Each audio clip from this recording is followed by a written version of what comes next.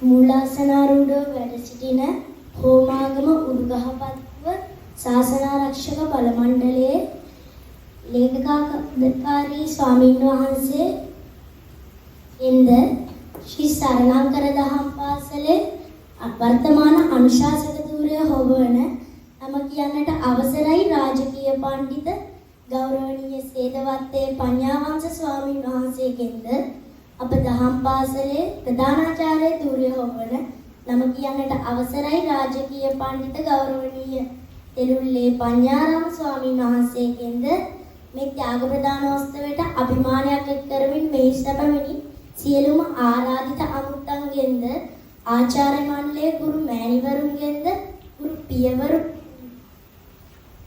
ගුරු පියවරුන්ගෙන්ද දහම් පාසලට නිබඳ ශක්තියක් වන ආදරණීය දෙමව්පියනි ඔබ සැමගෙන්ද මාගේ සහෝදර සහෝදරියන්ගෙන්ද අවසරයි. ඊලාවල සුසීමාරාමය කියන්නේ ප්‍රදේශයකට ආශිර්වාදයක් වගේ තියෙන විශාලතම ආගමික ස්ථානයක්.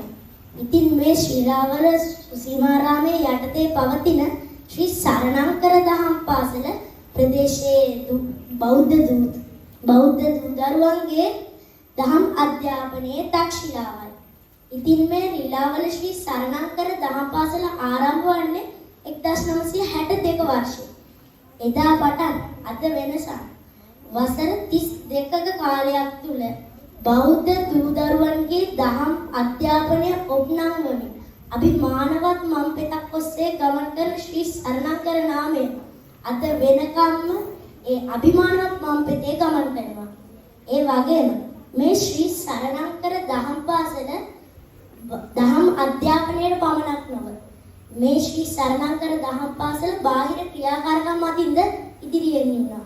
ඒකට කදිම උදාහරණයක් තමයි වාර්ෂිකව පැවැත්වෙන දෙදින අධ්‍යාපන චාරිකාව. ඉතින් මේ වාර්ෂිකව පැවැත්වෙන දෙදින අධ්‍යාපන චාරිකාවේ මතක අපේ හිත් තුළ තාම තියෙනවා.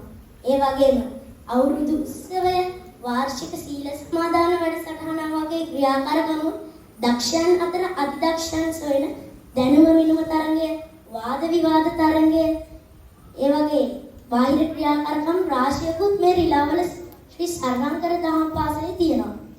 ඉතින් මේ දක්ෂ දරුවන් ඇගීමට අනෙක් දරුවන් දිරිමත් කිරීමට පවත්වන ලබන ත්‍යාග ප්‍රදාන උත්සවය මේ රිලාවල ශ්‍රී සරණංකර දහම් පාසලේ අති උත්කර්ෂයෙන් පවත්වනවා.